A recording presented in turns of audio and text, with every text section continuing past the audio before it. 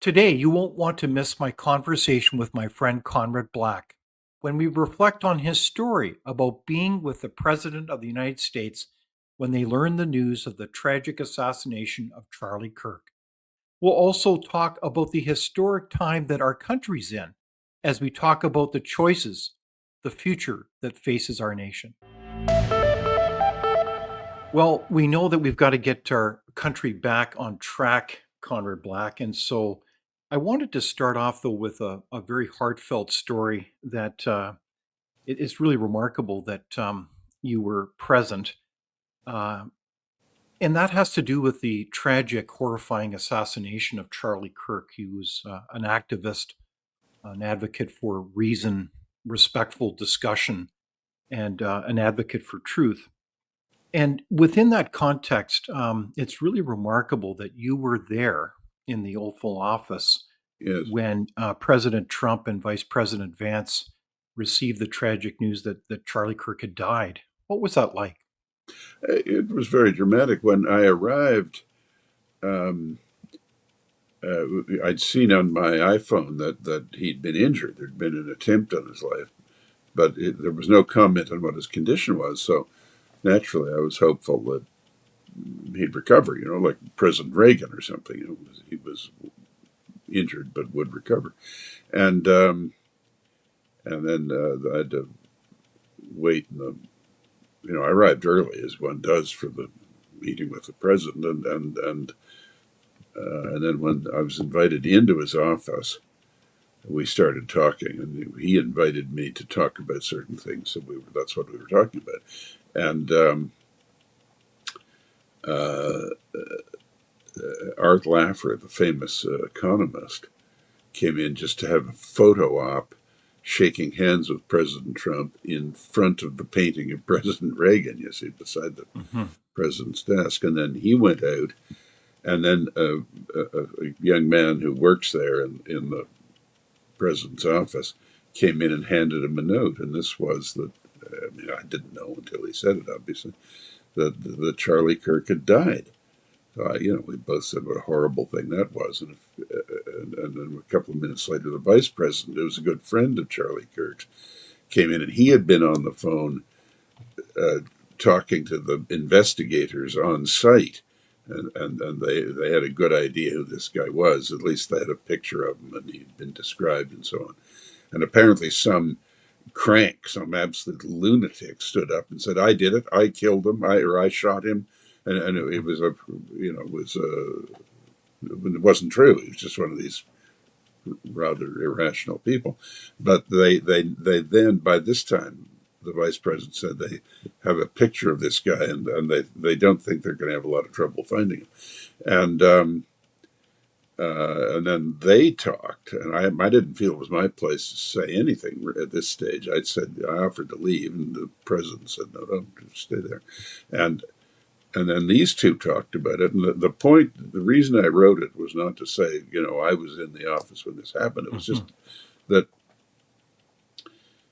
for 20 minutes, neither of them uttered one vindictive or nasty or cynical word. None of them said anything about, our enemies did this, we'll get them. It was nothing like that. It was nothing except sadness at their friend's death, and concern for his family, and concern at the level of violence in the country. Hmm. And I was the one who said, "Well, look, it's a terrible, horrible thing, but surely it is so appalling that there will be a backlash that's useful here, not Hmm. in a partisan sense, but in a pressure to lower the temperature and be a little more civil." And they weren't so convinced that would happen, but that was it. They didn't raise that point. I did, um, and I Well, didn't raise it in a partisan way, but mhm. just, I mean, look, 95% of Americans don't approve of murdering people, so Mhm. shouldn't that fact, at a time like that, impress opinion a bit? And that was my point. But then the vice president left, and we got back to talking what I was invited to come and discuss with the president. But Mhm. I put my points extremely succinctly, and then I left. But he said that he had to phone Mrs. Kirk at this point. While the two were talking, and I was there, but I didn't say much. I was thinking, this is it's a terrible thing that's happened, but this is a historic moment. These are the only Mhm. two people in the United States that the whole country votes for. They've just got two holders of national office, and there they were. It's a really remarkable vignette or story of a human response to an incredible tragedy. And of course, It was reassuring to me that the two elected leaders of the country were so focused on the human side of it and not on politics at all. mhm. So I did want to reflect with you a little bit about the larger perspective here, because you have been a keen observer and participant in so many affairs, including as a historian. So if we look at this moment, we've seen the reaction since that tragedy on so many levels. One of which was the incredible memorial service to Charlie Kirk, and well, the heartfelt um, reflections by his widow, um, Erica Kirk.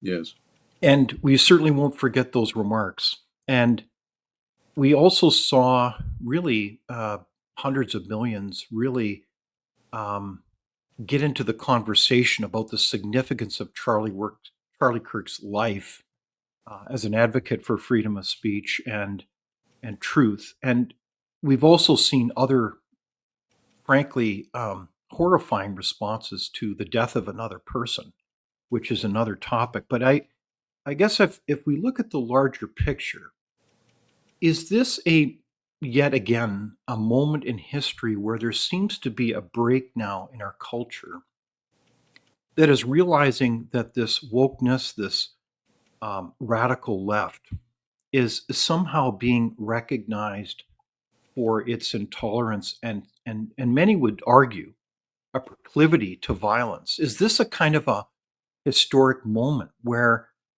this effort to continue to promote things such as, well, DEI and transgenderism, all kinds of things that stem out of a hateful ideology that seeks to divide people, not unite them, is finally perhaps breaking in our culture? Is this finally an end to this kind of magical thinking that really isn't based on truth or reason, but is really, have people said enough with this wokeness? I think you've got two aspects to it. Substantially, I think the answer is partly yes. Um,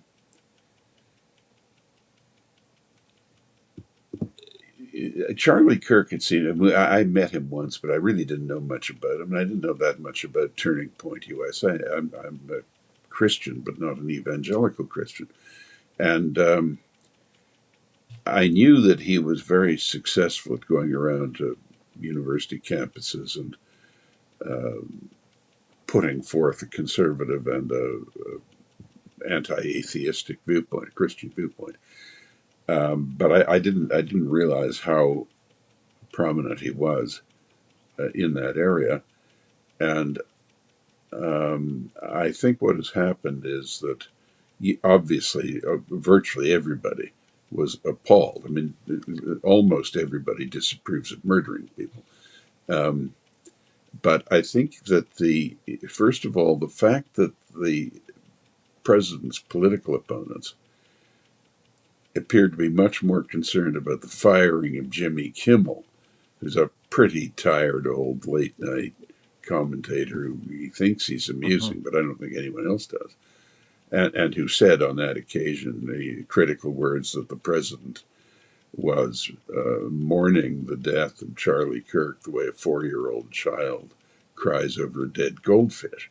Now, that's just not an acceptable thing to say. I mean, Mhm. obviously, there's freedom of speech. He has a right to say it, but it is a terribly tasteless and offensive thing to say. Mhm. And Mhm. the fact that the Democrats appear to be more concerned about the instability of his position as a late night host than they were about murdering this man who was much admired by tens of millions of people and was a good man. I mean, it's not as if he was a controversial Hmm. demagogue stirring the Right. pot and urging people into the paths of violence. He was a pacifist in domestic terms. Hmm.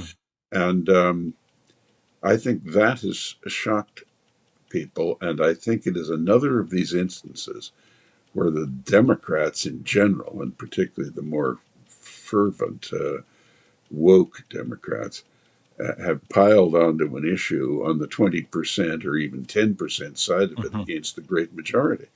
And I think, in addition, in the memorial service that you mentioned, which was a remarkable occasion, I thought that, and I'm not questioning anyone's sincerity here, but in addition to the sincere statements of the many speakers, and in particular the widow of Charlie Kirk and the leading officials of the administration, the president, the vice president, the secretary of state, secretary of defense, and secretary of health and human services, they aligned the administration very closely with the Judeo Christian traditions of America. Hmm. And they did it without any intolerance to people who don't share those views. There was no criticism of any non Christians, and there was nothing immoderate in what they said. But they aligned the administration very closely to those traditions and invoked a divine intelligence, all of them, to some degree or other, in a way that it seems to me, and I'm not suggesting this was all tactical, but may have entered the minds of some of them, um, moves the Democrats, the woke Democrats. I'm not talking about the governor of Pennsylvania. I'm talking Hmm. about the Squad and AOC and Adam Schiff and some of these people. Moves them in the public mind out of the mainstream and into an area where they're ambiguous about violence. They're not saying go Hmm. out and murder people, but Hmm. when you're more upset about a clapped out, not very funny late night author of what he thinks to be aphorisms being suspended than you are about Hmm. a respected, much admired leader of a movement of tens of millions of people being murdered. You're way outside the mainstream politically, and I Hmm. think the Democrats may have just identified themselves with too many lost causes here. You know, Indeed. they were much less concerned about millions of people entering the country illegally than they were Hmm. about the civil rights of some of those who were deported, even though they were clearly odious people. I mean, Hmm. even odious people have their rights, but as an issue to get worked up about, it is not comparable to having let millions of such people in the first place. And you know, they're, as far as I can see, they've been, you know, they were they've been on the wrong side of environment extremism.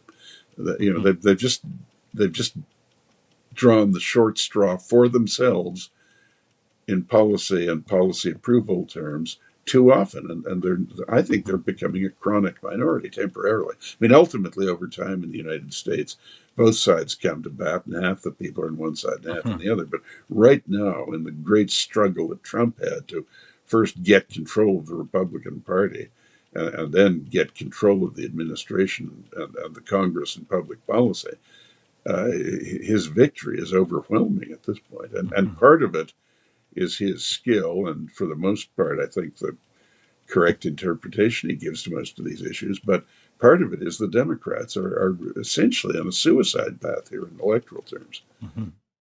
Well, it's certainly an interesting moment because we know that culture is in many ways upstream to policy. It kind of sets the table in terms of what's possible. So it just seems to me that this is yet again, we'll see how things unfold, is a kind of a historical breaking in the culture of how people now are recognizing that the call for violence or the lack of condemnation of a Look, terrible violent act. even these outrageous mischaracterizations. I mean, comparing any living American to Hitler Mhm. Mhm. is outrageous. I mean, Yeah, it really is. apart from anything else, it trivializes the tragedy of Hitler's victims. I mean, Mhm. 12 million people, half of them Jews and half other groups, murdered in the death camps. Mhm. And he plunged the world into a war in which 70 million people died. Now, you Mhm. can't perhaps blame him for the people who died in the Far East, but you can for all those who died in Mhm. Europe. It was his war. Exactly. And and you can't. I mean, Hillary Clinton has no business comparing Trump to Hitler. Mhm. It's scandalous, and Yeah. it's not for me to say that that kind of loose, demagogic, defamatory talk encourages people to go out and kill public figures or Mhm. shoot at them. At least I don't know that, and I don't know that in the cases of the individuals involved here. Mhm. But it does create a coarse, nasty atmosphere that contributes nothing to the elucidation of the issues. You've got legitimate differences of opinion here on how to Mhm. handle key policies, and you're not helping either side or the process of working it out by likening people you disagree with, but who Mhm. don't aspire to do anything unconstitutional or criminal, likening them to the most evil people in history Mhm. who were Mhm. responsible for more deaths of innocent people than anyone in history. I mean, it's such a hideous exaggeration that, as I said, it trivializes the crimes that Hitler committed. I mean, people who don't know anything about history will conclude, oh, Hitler went around making speeches criticizing his enemies and calling them funny names and pounded the table the way Trump has done at times. They wouldn't realize that Trump, their president, was being compared to someone who literally packed 12 million people into cattle cars and sent them to be gassed in ovens. I mean, Yeah. No, it's you really just can't outrageous. get into that sort of thing. Yeah. I mean, we're missing also the whole point that freedom of speech in our free and democratic societies is foundational. And so if we just work to shut people down, whether it's censorship or ad hominem attacks or even libeling them or slandering them, we do not do our society any favors. We are undermining the health of our society. So I think this is a moment where my hope, my prayer is that people wake up to the fact that we need freedom of speech more than ever. Yes, of course, but we mustn't abuse it. I mean, that's not a contradiction. Of course, people look. Mhm. I want to be clear. Hillary Clinton and everyone else have the right to compare Trump to Hitler if they want to. I can't say they can't Mhm. do it. They can do it. It's a free country, and you can do that if you want to. But they shouldn't do it. And she's a former first lady of the country, a former U.S. senator, secretary of Mhm. state, and candidate for president who actually won the popular vote and came very close in the Mhm. election. She has a duty to act and speak responsibly. Yeah, And I mean, exactly. she's a But pillar of the system, and is therefore the Clinton family has gained mhm, great fame and distinction as a result of that system. And they should do their part to preserve the system and treat it in a dignified way, and not indeed. compare their chief opponent to the most evil person in history. Yeah, let's call each other in the legacy of Charlie Kirk. He went on to campuses. He went into all kinds of forums to reason. He didn't go there to berate people. He went there to Of reason, course. and that's what he did, and And that's and the and he, and legacy. he didn't try and shut them down. He'd say, "Prove me wrong. We're having an exchange here. Yes, I want to talk with indeed. you." By the way, I'm getting a little out of my depth here, but just following up on your previous question, I thought when Mrs. Kirk said that she forgave the assassin because she thought that was in the proper tradition of Christ saying on the cross, "Forgive Mhm. them; they know not what they do." I think that was a statement, whatever anyone's religious views or religious denomination, if they have one. I thought that was a statement that had an immense impact on people, as it deserved to have. It was a profoundly, I mean, it's Christian, obviously, because of whom she was Mhm. quoting, but a profoundly human and decent and generous thing to say in a terribly, terribly difficult time for her. A remarkable moment. You know? So, Conrad, I want to turn a little bit to our own domestic affairs quickly, and I want to start off with the economy. We know that we've got a lot of challenges in this country called Canada. We've got a stagnant economy. We've all seen the charts where we're at less than 1% of growth per capita GDP, the economy over some 10 years. We are coming up on a budget apparently on November 4, but we still don't really have a budget. We're anticipating, I've seen estimates of $90 billion deficit federally alone. It could be even much higher. We've got an outflow of money out of this country. Our average incomes in Canada are approaching 40, 50% less than average incomes in the United States. Yes. And we're being How do we passed by get other this countries. country back? I mean, How do we David, move I'm older forward? than you, but even when you were young, and certainly when I was, we were neck and neck with Australia behind the United States as the Indeed. Yes. wealthiest per capita. And I'm leaving out petro states and tax haven states. I'm not talking about countries with 300,000 people where nobody pays taxes like Luxembourg. I'm talking about integrated economies of Mhm. substantial countries. The Americans were first, and we in Australia were neck and neck with each other right behind them. But as you say, we're now, the Americans are 50% ahead of us. But I mean, when I was born, it was just at the end of the Second World War. Netherlands, the Dutch had bravely blown their dikes to try and make life difficult for the German army that was occupying them. And the Allied Canadian army mainly pushed the Germans out of the Netherlands. But, Mhm. when armies go through, they cause terrible damage with tanks and artillery and so on. And the Netherlands was a small, flooded country, much of which had been smashed to rubble. They have no resources. And today, they have a higher standard of living than we do. We're just not Mhm. competitive. As you said, the capital outflows here net, that is to say, the amount by which um, capital generated in Canada is exported out and invested elsewhere, Mhm. exceeds that which comes in from other countries to invest in Canada. In the last 10 years is well over $300 billion. And we are being passed successively by other countries in the per capita disposable income category. So we aren't competitive, and people who aren't competitive, countries that aren't competitive, come to terrible grief if they don't pull up their socks and do better. And if Carney thinks he's going to get there with a 90 billion deficit, especially if it includes any of his nonsense about climate, then it's going to be a disaster. Now we shouldn't prejudge. Well, I have no idea what his budget is, and I hope it's a Mhm. creative, imaginative, and effective budget. But time is going by, and everyone's entitled to a honeymoon when they come in. I think that's a good thing. But he's delivering, as you said, that budget, or his minister of finance is on I think November 4, and Mhm. that's 6 months after he came in as prime minister.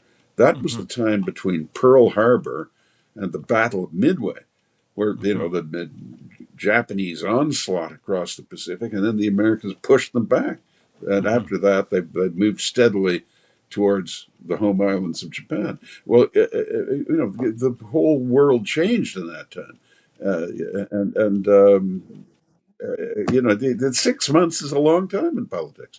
Yeah, so it's 6 months, and I guess my question to you, Conrad, given your substantive network around the world, what are you hearing? Like, I'm hearing that there's not a sense of urgency. There's announcements regarding this project office. We still have not seen a pipeline. In fact, we've seen the clip from Mark Carney talking about the so-called grand bargain of decarbonization, and then we'll start getting these other projects going.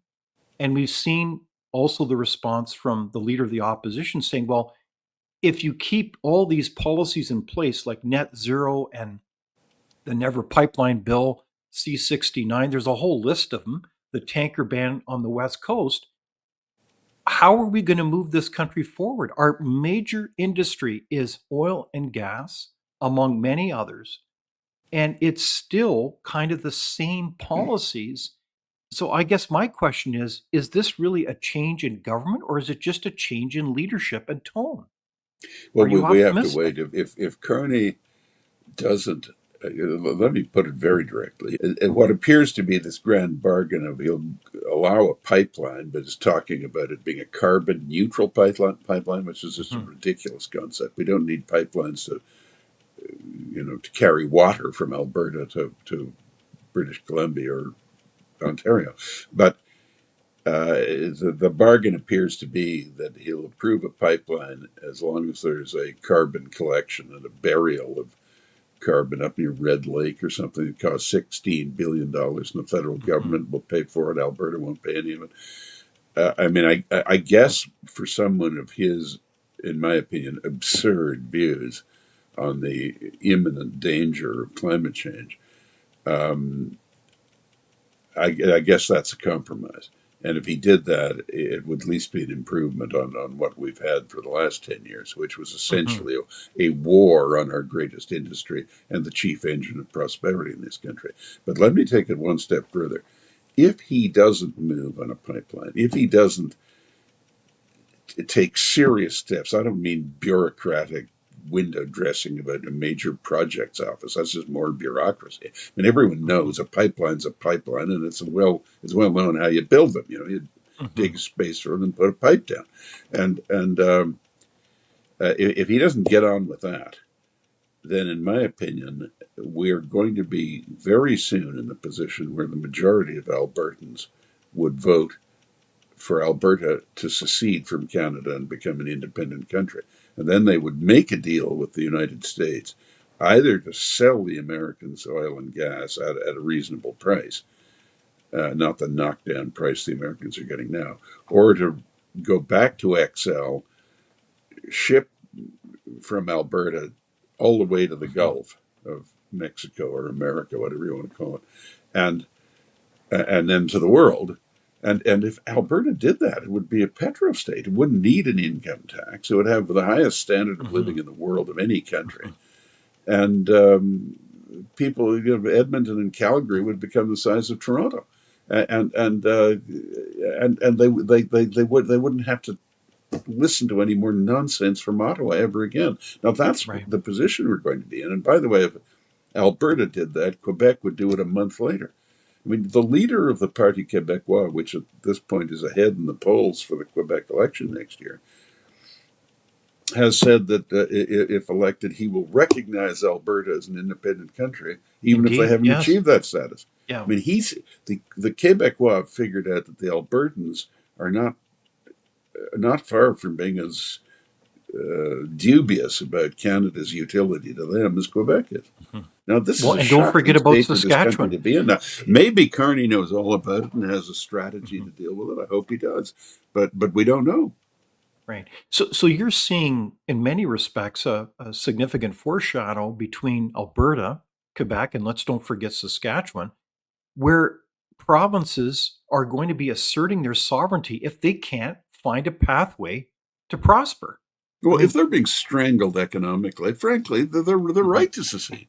I mean, what good is Canada to them? And we, if that's the policy, I mean, and we have to be mindful of what mhm, Alberta's been through. Pierre Trudeau tried to seize the profits of that industry, and Justin Trudeau's tried to shut the industry down.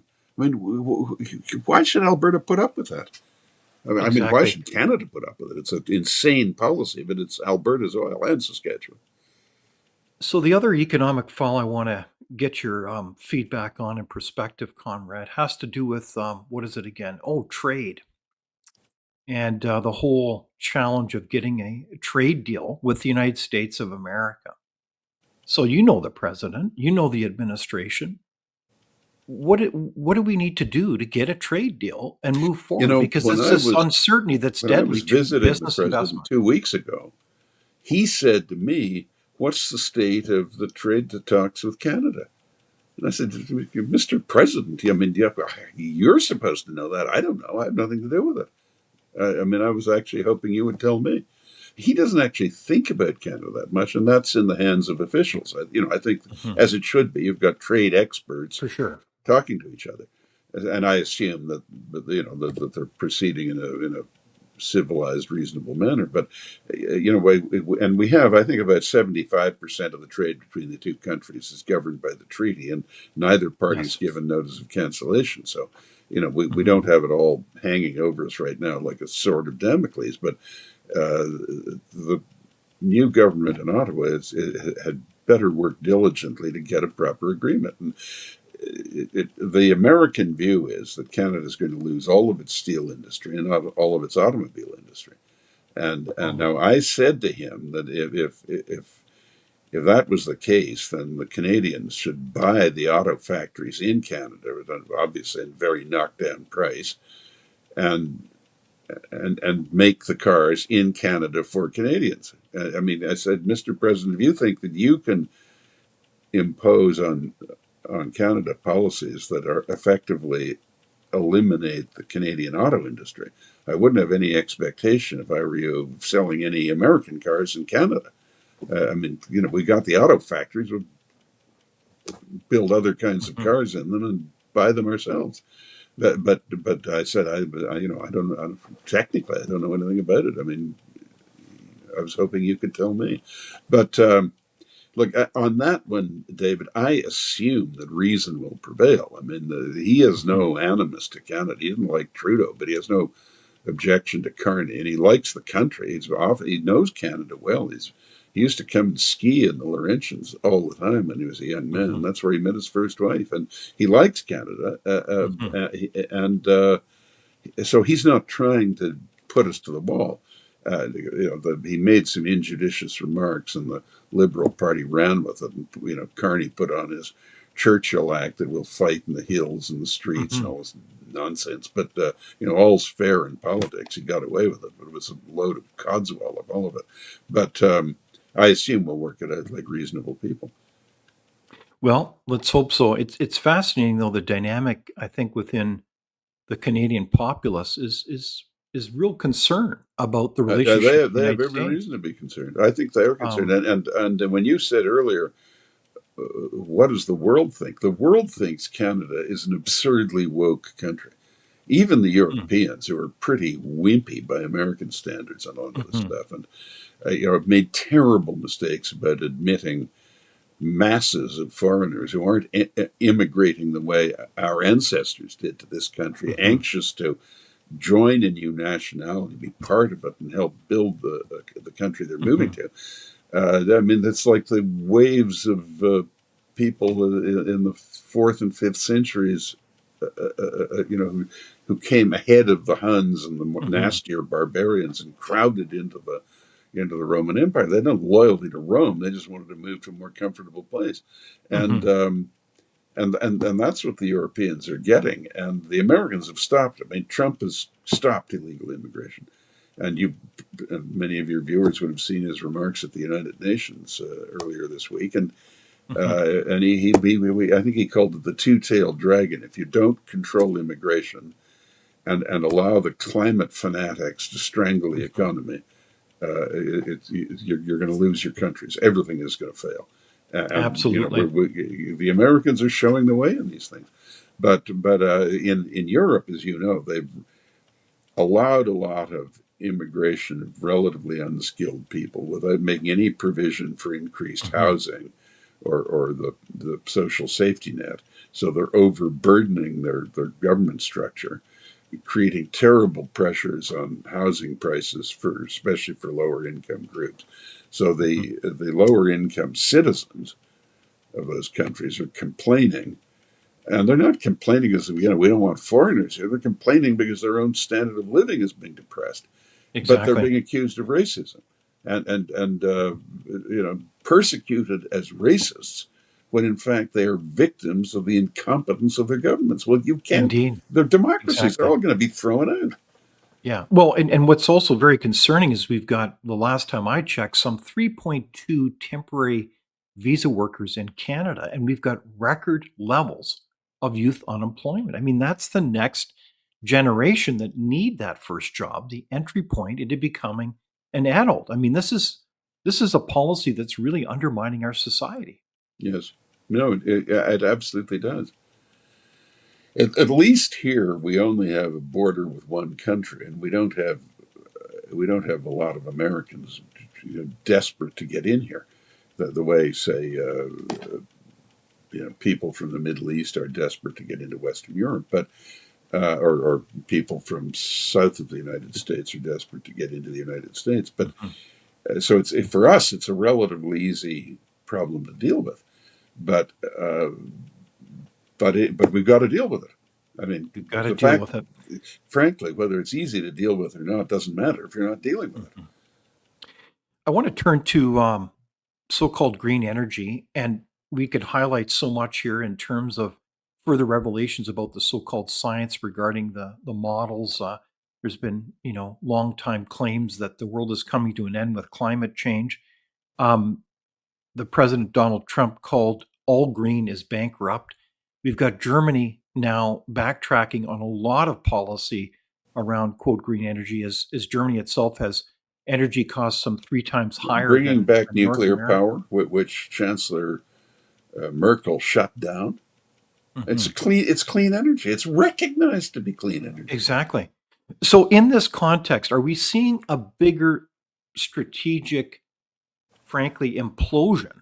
The house of cards that's kind of built around green energy, is I it believe is it so. falling And apart? and and the greatest engine just starting up of this trend is, and it's very educational how these things, different issues, come together.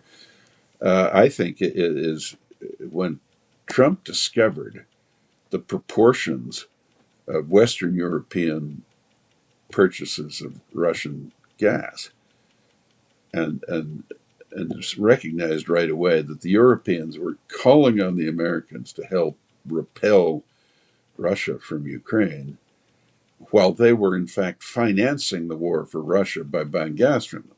And Insane. then they developed Yeah. this fatuous Mhm. idea that makes the appeasers of the 1930s look like legendary warriors of Churchillian demeanor, that they would stop this in 2 years. Well, I understand that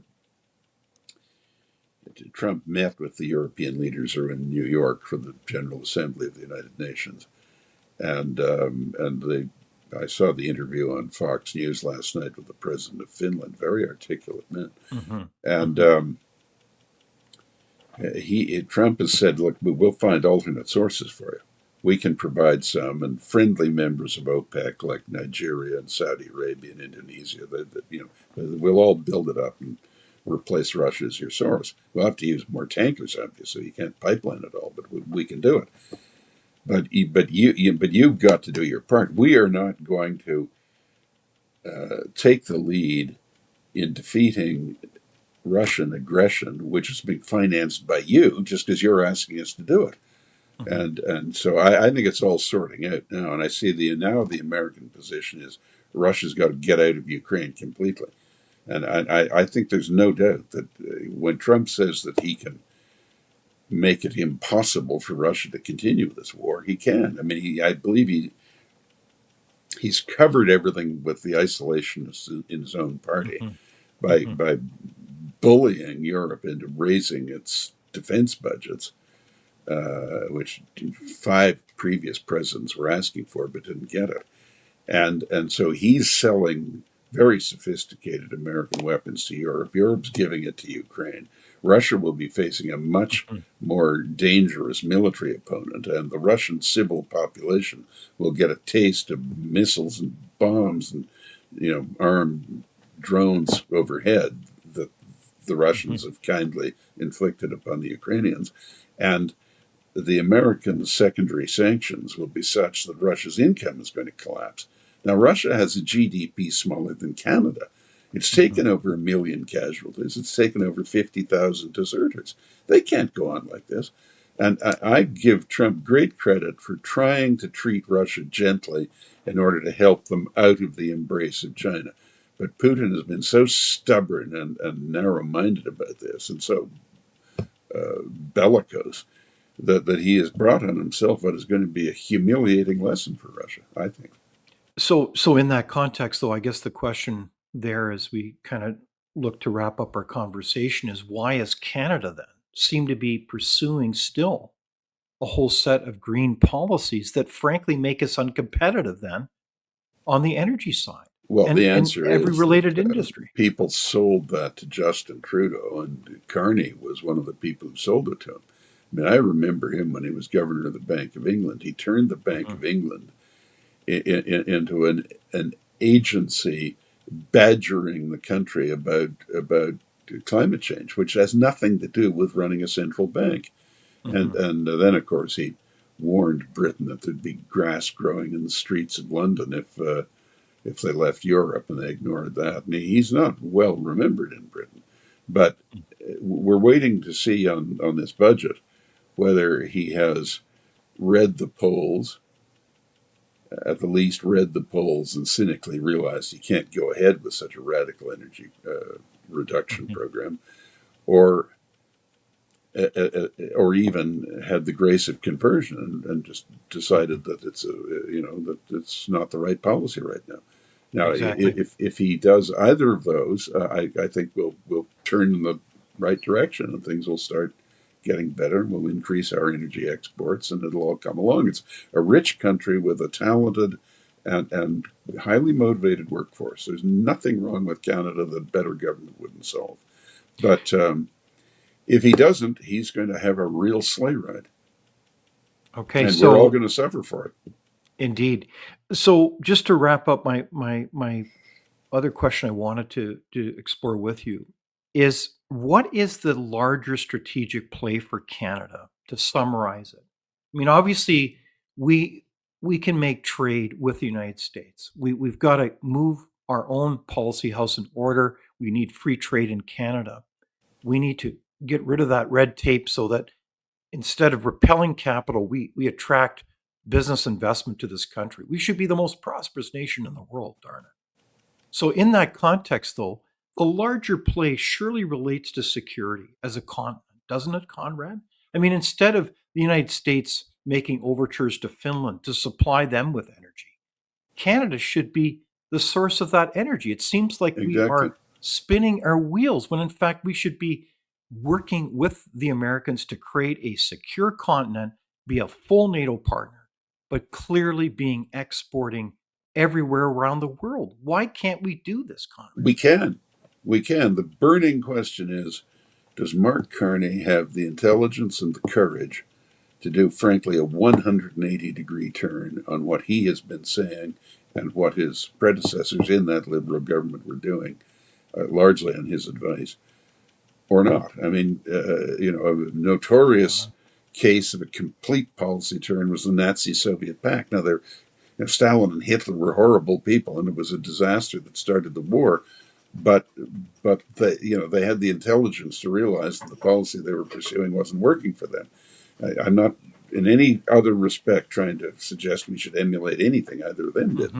But the point is, people can do it. When Pierre Trudeau campaigned against wage and price controls and then imposed them, it was outrageous. But he did it. I mean, you can change your mind. And in the United States, for example, there were a great many isolationists who were persuaded by Roosevelt and Truman and Eisenhower and others that they Hmm. were mistaken. The U.S. couldn't be an isolationist country. Well, if Carney, if he just goes so far as to say, in an ideal world, we would do what I've been advocating, but this isn't an ideal world. And what the Canadian national interest requires now is maximization of energy and natural resources of all kinds exports. That's what we've got to do. We'll do our best with the environment, and we'll do what we can when we can do it. But this is what we've got to do now. If he does that, I think he'll be a successful prime minister. If he sticks to the ideological humbug he's been selling, and his predecessor was peddling, that it's going to be a disaster, and that government won't last long. So there you have it. That's where we need to go, and this is what we need to do. So thank you very much, Conrad Black, for joining me for this far-reaching Always a conversation pleasure, today. David. Thanks for having me. Thank you for watching Leaders on the Frontier. We're a nonpartisan think tank. We explore ideas, policy, and practical solutions that can make a difference in the lives of Canadians. We do not accept any government funding. We work for you. Thank you for supporting Frontier. Visit fcpp.org to give. While you're there, be sure to check out our latest articles and research. Without open discussion and debate, you're not thinking, nor are you free. Comment below. We'd love for you to join the conversation.